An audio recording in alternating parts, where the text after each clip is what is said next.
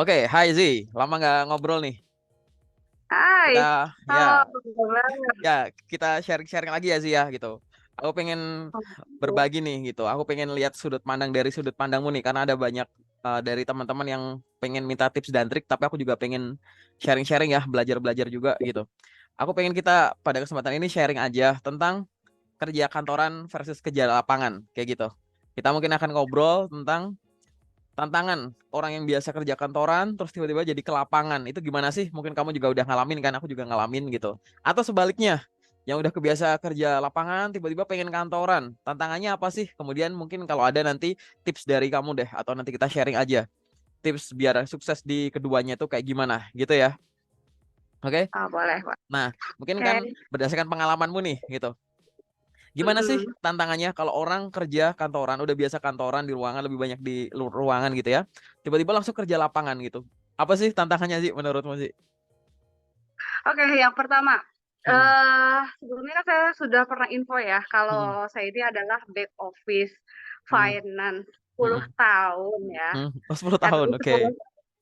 Oke, berarti kan rutinitasnya tiap hari udah tahu ya, pagi Hmm, hmm, ngapain, siang ngapain, sore ngapain, hmm. pokoknya sudah teratur semuanya. Di perusahaan Nah, mana sih? ketika Sorry dipotong. kenapa saya Di perus di PT Nestle Oh, di Indonesia? Nestle Indonesia. Oh, oke, asik. Terus?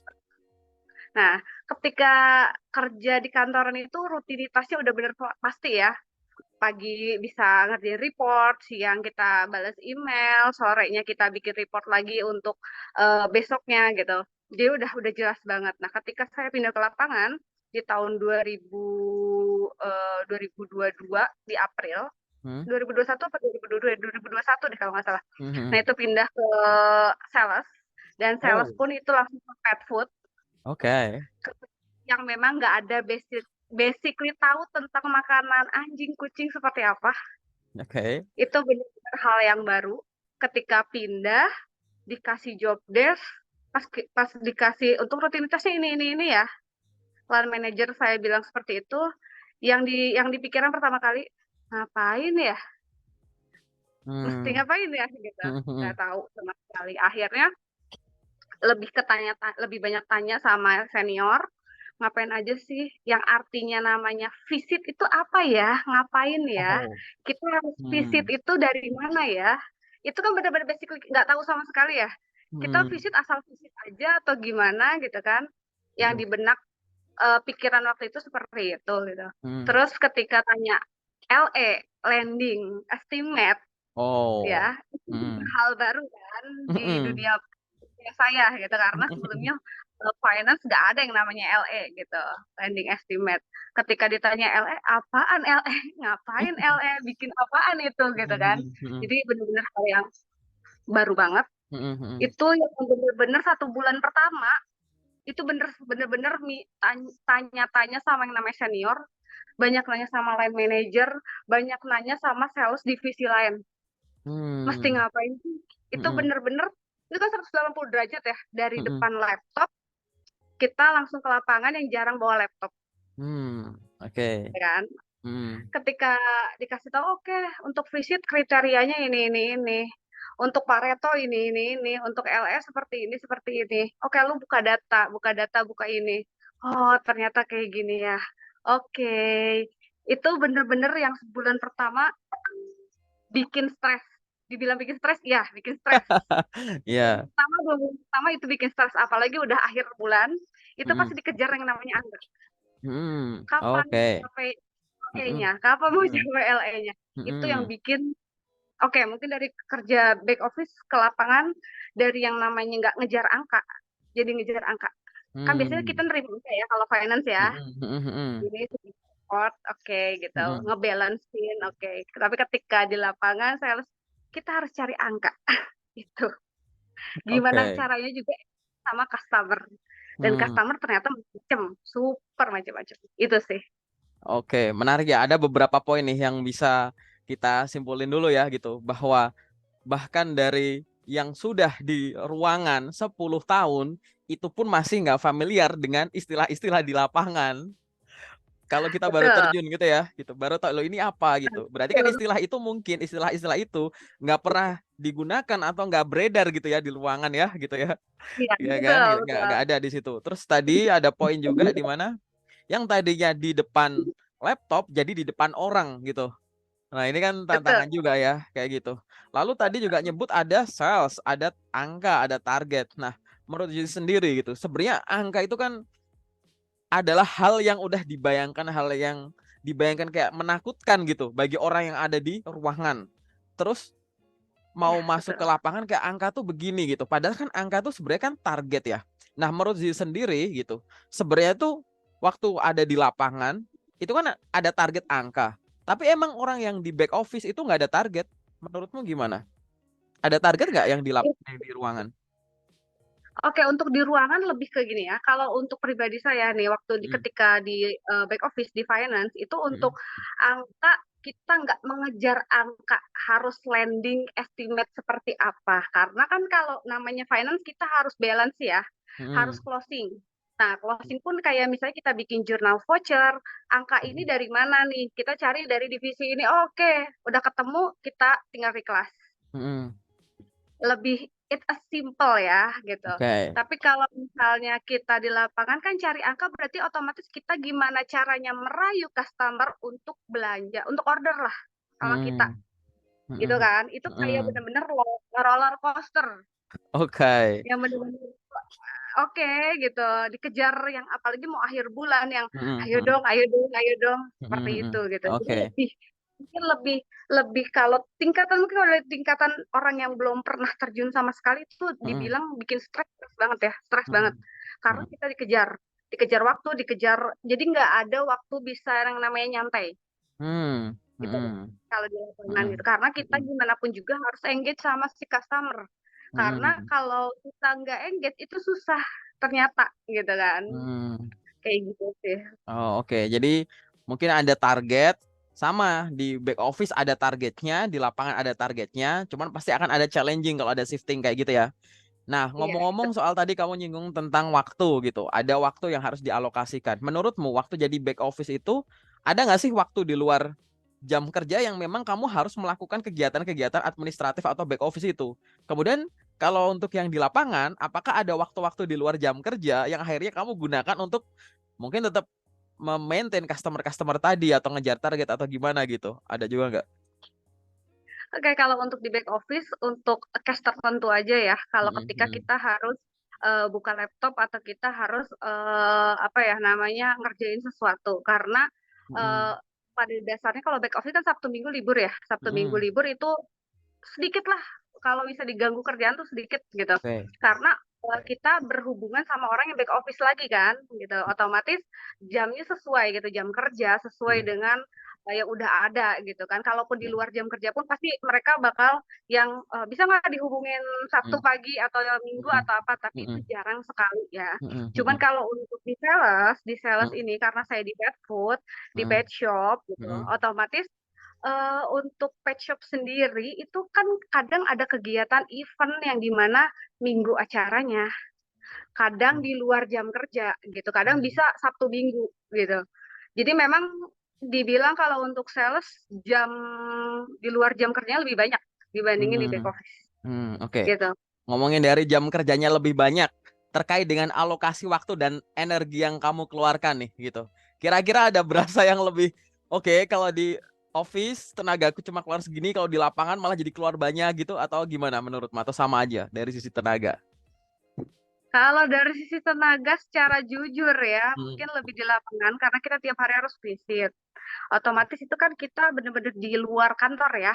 Berarti hmm, kan otomatis di luar, ya di luaran lah gitu. hmm, Itu kan kayak istilahnya kalau kita di back office kan datang ke kantor, duduk depan laptop, udah selesai. Nanti pulang hmm, lagi jam 5 atau jam mungkin kalaupun sampai malam juga jam 7 jam hmm, 8 hmm, itu kan masih bisa istilah tinggal pulang. Sedangkan hmm, kalau untuk yang namanya sales mungkin lebih ekstra. Itu karena hmm, kita kan ada yang namanya visit. Visit itu hmm, dari satu, satu customer ke customer lain, terus ke customer yang lain itu kan memerlukan waktu yang kita di jalan ya hmm, gitu. Belum lagi kalau customer memang kayak misalnya bikin schedule-nya yang aduh Mbak ketemunya jam 7 malam atau jam 8 malam ketika pet shop atau anak-anak udah pada istirahat atau anak-anak udah pada bisa ngerjain kerjaannya gitu. Ditinggal. Itu Oke. sih. Oke. Nah, ini kan ada gambaran nih ya, di lapangan lebih banyak berinteraksi dengan banyak orang. Nah, ngomong-ngomong terkait dengan lingkungan kerja tadi gitu. Orang tuh sebenarnya kalau lagi kerja kan dia tuh harus dua ya. Harus mampu bekerja secara individu maupun di tim. Nah, menurutmu Iya. porsi-porsi kerjaan di back office antara individu dan timnya sama di lapangan itu beda nggak? Misalkan kalau di back office lebih banyak berapa persen individunya, berapa persen kolaborasi dengan tim. Kalau di lapangan presentasinya gimana? Ada perubahan nggak atau sama aja? Sebenarnya kalau untuk persentase sama aja ya, karena kita koordinasi juga kan, sama-sama Hmm. finance pun koordinasi sama divisi lain. Nah, Hmm. kalau di sales itu koordinasi dengan divisi marketing dan divisi yang lainnya juga. Itu jadi Hmm. kayaknya kalau untuk koordinasi sama ya, Sama lebih ya, sama gitu. sama. Sama gitu. Oke. Cuman bedanya ya mungkin lebih ke kalau untuk di sales itu lebih kayak lebih tough, lebih harus lebih speednya harus Hmm. lebih dimaksimalkan dibandingin kalau di back office gitu. Oke, berarti sama aja ya. Kemampuan kerja individu maupun kolaborasi sama-sama dibutuhkan kayak gitu ya untuk keduanya ya. Nah, pernah nih ada yang ngomong kayak gini. Biasanya tuh kalau orang-orang di lapangan tuh orang-orang timnya, teman-teman kerjanya, partner kerjanya itu lebih asik karena enak diajak ngobrol. Tapi orang-orang kalau teman-teman di back office tuh orangnya lebih kaku, ngelihat kebanyakan ngeliat angka, ngeliat grafik. Itu bener nggak sih sebenarnya kayak gitu? Atau sama aja? Balik lagi sih tergantung orangnya, Hmm. tapi mayoritas kalau orang di back office kan memang mereka memang sudah tertuju sama kerjaan ya, datang pagi, kerjain kerjaan otomatis untuk ngobrol juga terbatas. Hmm. Lalu untuk paling jam istirahat doang gitu Hmm. yang lebih intens ngobrolnya sama di luar jam kerja. Tapi Hmm. kalau di orang sales itu kan kita yang memanage waktu kita sendiri ya gitu. Dan kita lebih banyak ketemu orang dan memang itu mau ngebuat kita lebih harus bisa lebih apa ya? eh untuk gaulnya tuh harus memang lebih ya memang dibilang lebih asik ya harus Ya asik gitu harus karena ya. Hmm. karena ya kita sehari-hari di lapangan ketemunya orang banyak gitu. Jadi memang harus dibikin gimana seasik mungkin gitu. Oke, berarti tergantung dari masing-masing individunya ya, kayak gitu. Nah, ada lagi nih berkaitan dengan back office dan lapangan. Ini hal-hal yang sering banget ditanyain ke aku pengen tahu sudut pandangmu. Kira-kira pengaruh gender itu tuh ngaruh nggak sih? Kayaknya tuh kerjaan-kerjaan administratif tuh cocoknya buat cewek, yang di lapangan jadi sales itu lebih cocok buat cowok kayak gitu. Biasanya cewek itu ada tantangan gitu. Ada nggak sih kayak gitu? Sama Atau aja sih sama aja? kalau menurut saya ya. Karena saya sudah terjun di sales ini dibilang sama aja sih nggak ada namanya gender karena untuk tim sales harus bisa administrasi juga. Harus bisa apa eh men-sales juga gitu. Jadi kayaknya nggak ada gender sih. Hmm, Karena memang ya apa ya eh yang nggak ada seperti itu sih ternyata gitu nggak dulu ada ya? memang pikiran Hmm, saya sama ya pikiran saya sama hmm, nih waktu saya di back office sama ya udah hmm, sales tuh cowok semua sih sebenarnya ngapain cewek jadi sales. Capek iya gitu di luar iya terus harus ketemu orangnya segala macam apalagi lawan jenis gitu kan hmm. ngapain gitu capek-capek tapi ketika saya udah terjun oh ternyata enggak justru banyak kok orang-orang sales cewek juga gitu Oh, dan banyak ya. ternyata mereka lebih lebih maksudnya lebih ini juga gitu lebih gigih banget gitu Hmm. Oke, itu itu berarti sih. nggak ada pengaruh banget ya yang signifikan balik lagi ya, karena kadang-kadang Betul, betul. ngebayangin udah lebih serem daripada aslinya gitu ya Zia, kayak Iya gitu. betul, Ya betul, kan, betul. kayak gitu. Apalagi tadi kamu udah di back office-nya 10 tahunan kayak gitu. Nah, kira-kira nih Zi, kalau kamu dengan beberapa, aku nggak tahu udah berapa bulan atau berapa tahun akhirnya kamu sekarang di lapangan kan. Menurutmu gitu Heeh. ya, bagi orang nih, kamu ada tips apa nih bagi orang yang kepengen coba gitu ya, atau ada kesempatan dari back office ke lapangan, dia tuh secara umum tuh harus punya persiapan apa sih gitu biar sukses gitu. Oke, kalau untuk di lapangan sendiri kan sekarang saya sudah menginjak 2 tahun ya, dua Hmm. tahun. Hmm. Yang awalnya memang dari back office itu berpikiran bisa nggak ya gitu, karena ngejar angka, nggak bisa Hmm. nih kayaknya target segitu belas M gitu misalnya gitu. Mhm. Cuman ternyata ketika dijalanin itu bisa yang pertama ya mau belajar. Yang kedua itu memang kita engage sih, lebih ke engage sama customer itu yang paling penting ya. Karena gimana Mhm. pun juga kita silaturahmi sama customer itu di luar kerjaan itu penting gitu Hmm. kan. Yang Hmm. penting mungkin dari diri sendiri sih apa ya lebih ke ya, gue bisa gitu, gue bisa gitu. Hmm. Meyakinkan diri Jadi sendiri, nggak usah banyak jangan mikir dan mau belajar gitu ya. iya, jangan Oke. takut sama angka sih sebenarnya itu karena Oh gitu. angka tuh dibilang ya nggak mengikuti juga, cuman memang namanya di lapangan roller coaster ya. Tapi Hmm. gimana caranya kita bisa engage sama customer itu juga bisa salah satu menjadi ya itu kita bisa bisa capai gitu. Oke. Ngomongin tentang roller coaster dan bisa dicapai dan lebih challenging tadi, tentunya hak yang diperoleh beda dong ya. Betul, Beda ya, beda banget ya. betul, beda. Lebih nyenengin nggak? Kalau ketika mencapai nyenengin ya. Kalau ketika lagi di bawah ya namanya jualan kan naik turun ya gitu. Hmm. Dan apa ya?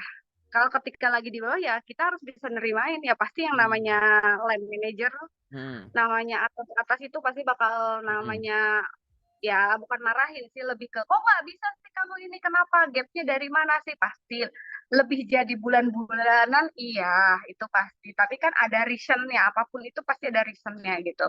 Nah itu sih kayak dibilang kalau untuk sales harus lebih mental sih lebih kuat ya karena Latih mental ya. beda sama back office. Kalau back office sih kalau meluapkan kesal atau gimana misalnya line manajernya memang lagi marah lagi emosi ya gitu doang gitu tapi kalau di lapangan kan beda mungkin orang-orang lapangan udah lebih tahu lah gitu. Oke, oke.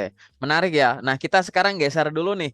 Dari yang awalnya back office, kemudian menjadi seorang sales. Nah, aku nggak tahu nih, kamu ada pengalaman juga atau enggak. Kita coba dibalik. Jadi ada orang yang udah bertahun-tahun jadi sales, tiba-tiba gara-gara sesuatu akhirnya dia ditarik ke office nih, gitu.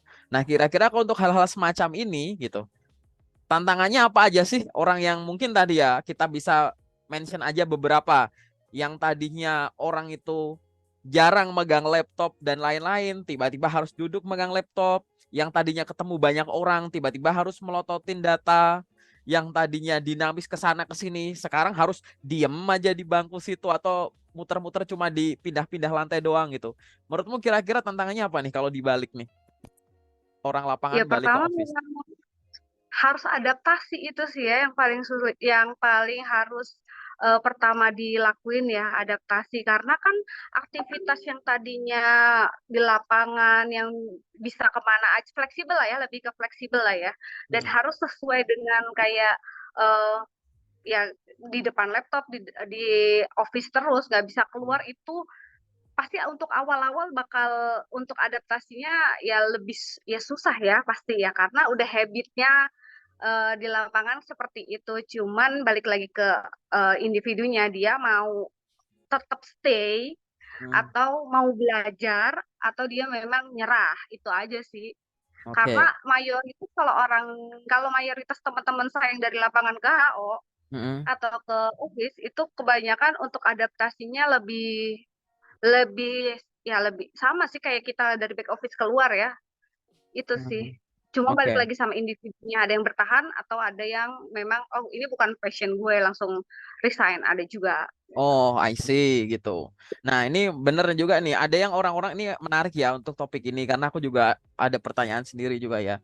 Banyak orang yang kayak gitu, tidak setuju dengan keputusan-keputusan tadi, padahal kadang orang itu dipindah kayak gitu ya, dari office ke lapangan atau lapangan ke office karena sebenarnya leader-leadernya itu melihat ada potensi di kita kayak gitu. Wah, ini kamu Ya, cocok nih buat ke betul. lapangan. Akhirnya kamu ibaratnya diberikan kesempatan untuk ke sana dan lain-lain. Tapi banyak orang yang akhirnya mundur nih atau nyerah kayak gitu. Tapi apakah faktor-faktor mundur dalam tanda kutip nyerahnya ini apa memang gara-gara di luar passion kebanyakan faktornya? Atau mungkin ada hal-hal lain ya kalau menurutmu nih itu? Atau ya tadi tergantung individualnya aja, individunya gimana gitu. Kan kalau kita pakai Tergantung logika, individu. Kalau kita Hmm. pakai logikanya ya gitu, yang tadinya kamu harus capek-capek, panas-panas, ke sana sini sini sini. Harusnya kalau ke office kan harusnya seneng dong ya, tapi gitu kan. Ya, Kan kalau orang betul, awam iya. taunya, kebanyakan kan taunya gini ya. Orang kalau udah di office tiba-tiba dikirim ke lapangan nggak betah tuh. Karena ada angka-angka, ada target, akhirnya keluar kan gitu ya, kebanyakan gitu. Tapi kan bener juga ya. Karena aku juga tahu ada kebalikannya. Aku udah menemukan beberapa case. Dia udah di lapangan, terus habis itu ditarik ke office, malah dia juga mundur kayak gitu. Ya kan Ya. gitu. Yang beredar sama faktanya gimana menurutmu? Ya itu balik lagi sama passion sih sebenarnya ya. Kalau misalnya dia udah nyaman di lapangan, ketika harus ke office berarti kan kayak dipaksa ya. Dan Hmm. tapi ternyata diri dia juga memang gak mau belajar gitu. Oh enggak bisa nerima nih. Gue nggak Hmm. di sini gitu. Akhirnya memang emang nggak mau gitu. Hmm. Oke, Jadi menarik nih. akhirnya milih mundur gitu. Hmm. Nah, ini ada kata menarik sama kamu nih, belajar gitu ya. Menurutmu nih sih, sebagai orang yang belajar kayak gitu ya, kira-kira lebih gampang, aku nggak tahu ya, ini kan subjektif banget ya mungkin di kamunya, aku nggak tahu kamu udah ngalamin belum. Jadi orang back office belajar ilmu lapangan itu kira-kira tuh lebih gampang gitu, atau kebalikannya, orang lapangan belajar ilmu back office gitu, kira-kira lebih gampang mana ya, relatif atau sama aja? Kalau sama aja sih. Itu balik lagi sama individunya loh. Karena saya nemu maksudnya nemu temen yang memang ya dari lapangan ke office memang nggak bisa dianya gitu. Hmm. Jadi lama gitu untuk Hmm. Hmm. adaptasi. Ya, ada Hmm. juga sebaliknya seperti itu. Itu balik lagi sama individunya sih kalau menurut saya ya, Hmm. gitu. Hmm. Karena setiap orang kemampuan orang kan beda-beda ya, gitu. Ya, oke. Dan dia untuk menanggapi sesuatu atau mempelajari sesuatu pun berbeda-beda gitu Oke, menurut saya. oke. Ini aku juga pernah ini ya, Zia. Aku pernah ngadapin itu. Jadi kayak kebanyakan yang sharing-sharing sama aku sebelum-sebelumnya nih, teman-teman yang sharing gitu ya. Kalau orang di office ke lapangan susah tuh untuk beradaptasi dengan apa? Terkait dengan tadi pace-nya, pace pace kerjanya gitu. Oke, sorry sorry ya. Oke, lanjut lagi ya, Zia. Masalah teknis. Jadi gini sih, tadi kan udah nyebut tuh ya bahwa inti dari orang lapangan pengen ke office, office pengen ke lapangan, dia itu harus punya semangat tekad yang kuat untuk cepat belajar dan beradaptasi kayak gitu. Nah, ini tergantung dari masing-masing individunya. Orang yang harus belajar, dia harus punya keinginan dan kebutuhan. Tapi kalau dibalik gimana sih? Menurutmu ya, kamu posisikan misalkan kamu ada di office, gitu kan? Kemudian ada anak baru nih dari lapangan, pengen belajar office di office. Kamu sebagai orang yang harus ngajarin dia pakai sudut pandang itu, kamu ngerasa direpotin gak sih? Atau sebaliknya, kamu lagi ada di udah kebiasa di lapangan, terus ada orang office baru nih pindah ke lapangan dan kamu harus bimbing dia. Itu kamu ngerasa direpotin gak sih? Gitu. Kenapa aku nanya ini? Karena banyak sharing-sharing yang mungkin kamu tahu bahwa wah, kalau pindah ke lapangan orangnya sibuk sendiri-sendiri. Yang harus bimbingnya aku ternyata lagi ke sana, aku di daerah sini, dia di sana, susah diajak ketemu. Ada yang kayak gitu. Atau sebaliknya, Kak, bukannya aku nggak mau belajar, Kak. Aku udah nanya-nanya, tapi mereka tuh kayak sibuk sendiri-sendiri depan laptop. Nanti ya, tiba-tiba pulang, tiba-tiba kelar. Aku belum diajarin. Akhirnya aku dianggap nggak bisa menyesuaikan diri. Padahal aku pengen belajar. Gimana menurutmu kalau sudut pandangnya aku balik? Iya sih memang pasti ada hal yang seperti itu. Karena awal-awal juga aku mengalami ya hal yang Hmm. seperti itu gitu. Hmm. Hmm. Ketika nanya untuk sales, makanya kenapa tadi saya mention Hmm. kerjaan di lapangan saya tanya ke sales divisi lain Hmm. seperti apa. Itu jadi kayak memang dari misalnya divisi saya sendiri yang memang pas ketika ditanya udah pada di jalan semua ya, udah pada visit gitu. Berarti kan susah gitu. Hmm. Otomatis saya coba tanya ke sales divisi lain. Kebetulan memang kan Hmm. kenal sama teman-teman lain gitu. Ya Hmm. mungkin dari kitanya yang memang harus effort belajarnya tuh mencari celah. Oh gimana ya caranya supaya bisa. Tapi kalau memang orang ini nggak bisa ngajarin, gimana caranya nih? Gitu sih. Cuman ya, Oke. tapi kalau untuk saya yang memang harus mengajarkan juga memang ada perasaan seperti, ya Allah repot banget sih ini anak ngapain sih nanya-nanya mulu. Pasti ya, secara dalam hati pasti seperti itu ya. Hmm. Kok nggak bisa gini doang? Pasti ada gitu. Oke, pasti ada ya. Karena kan kita harus memposisikan dari dua sisi nih gitu kan. Ada kalanya kita harus pindah tuh lapangan ke office, kita jadi yang belajar, tapi ada kalanya loh kita yang harus ngajarin kayak gitu ibaratnya kan, apalagi ditunjuk sama manajer kita nih, "Zi, tolong ya ajarin dia," gitu. Padahal aku juga dikejar target misalnya kayak gitu, ya kan. Pasti kan ada 2 hal itu ya. Tapi poin yang ada di sini adalah intinya adalah tadi semangat, dan semangat tadi itu menimbulkan kreativitas. Termasuk kreativitas cari cerah untuk belajar, ya nggak sih? Gitu. Misalkan bener nggak sih kalau misalkan gini, kalau misalkan kita tahu bahwa orang-orangnya lagi sibuk, ya udah kita pahami dulu pola-polanya. Kapan sih si A nggak sibuk? Aku masuk celahnya di situ. Kapan sih si B nggak sibuk? Aku masuk celahnya di situ. Atau kalau nggak, kalau nanya, kita udah riset dulu, ya nggak sih? Kan kita mungkin bisa riset dulu, cari di Google, cari di mana yang akhirnya, atau baca buku, atau mungkin kadang ada data yang ada manual booknya atau ada histori pengerjaan sebelumnya kan, ya kan kita bisa baca-baca gitu kan, kayak gitu kan kita bisa juga ya, bener juga ya kayak gitu ya gitu. Oke, ini menarik banget ya kayak gitu. Nah, terkait dengan dinamikanya tadi nih sih gitu. Misalkan kalau ini kan kita ngomongin orang yang udah punya pengalaman ya. Jadi yang tadinya kerja di back office tiba-tiba pengen pindah ke sales, atau dia udah kerja dulu di sales tiba-tiba dipindah jadi back office. Itu statusnya udah punya kerja semua atau awalnya. Nah, sekarang tips apa nih sih? Kalau misalkan orang ini dia belum punya pengalaman kerja, mahasiswa, katakanlah mahasiswa administrasi perkantoran. Nah, jurusannya kan jurusan office nih, tapi dia pengen ngelamar jadi sales tanpa pengalaman gitu. Jadi nyimpangnya itu sejak awal gitu. Itu kira-kira kamu ada masukan apa? Atau sebaliknya, ada orang jurusan marketing, bener-bener dia ngedalaminya salesnya gitu, bukan ke marketing, lebih ke salesnya. Tapi dia pengen daftar jadi admin gitu. Kira-kira ini gimana nih? Kalau startnya dari orang yang punya pengalaman kerja gitu. Oke, kalau misalnya yang belum punya pengalaman kerja, misalnya mau ngelamar, nggak apa-apa, apply aja. Coba, ya maksudnya gini, namanya dari hati kayak misalnya, oh lebih lebih kayaknya serak ke sales, oke cobain dulu gitu. Nanti kan dengan kita udah apply, terus kita masuk, terus kita belajar, bakal tahu kan, oh ternyata kita bisa, oh ternyata bukan passion saya nih. Nah itu tinggal balik lagi juga kan, seperti itu. Karena saya pun sama, saya adalah kimia di finance dan Kimia, sekarang sales. kimia, kimia. Oke, malah kimia ya. Ngasih contoh administrasi sama kimia. Oke. Terus mau jadi sales ya. Hmm. Ya namanya intinya ya kita mau belajar itu sih. Kan namanya kuliah itu istilahnya memang kalau dibilang apa sih kuliah apa kerja apa kayak nggak ada manfaatnya. Padahal ada manfaatnya kok gitu. Semua semua jurusan tuh ada manfaatnya gitu. Cuman kan memang ternyata pas kita nyamannya di situ ya ya itu kan ilmu buat kita juga gitu dan kita mau Oke. belajar gitu Oke, gitu menarik banget sih. Oke, thank you banget ya Zi buat sharingnya. Ini khusus yang terakhir nih, khusus untuk fresh graduate. Jadi ibaratnya nggak ada ilmu yang sia-sia, yang udah dipelajari ya kan. Mau ambil di back office atau nanti di lapangan, nggak ada yang sia-sia. Oke, dengarkan aja semua masukan-masukan yang sifatnya suportif, karena ibaratnya yang punya passion kamu, yang pengen ngejalanin kamu. Jadi kalau ada yang bilang jangan di sana, itu berat, jangan di sana, itu target, jangan di sana, orangnya galak, itu nggak usah dipeduliin dulu, karena ibaratnya belum tentu performamu itu seburuk itu gitu. Kita lihat tadi ya, patokannya orang lain itu hanya untuk referensi aja, tapi jangan jadikan tolak ukur. Ibaratnya ya mungkin itu kamu yang nggak mampu kali, belum tentu aku kan kayak gitu. Betul ya Zia kayak gitu ya.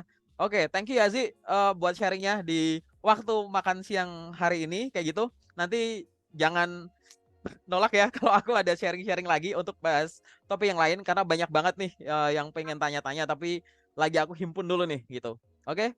Sementara dari aku itu dulu ya Zia. Thank you ya untuk waktunya. Selamat lanjut untuk ngurusin hewan-hewan lucu di situ gitu. Thank you. Ya. Oke. terima kasih. Oke, selamat siang.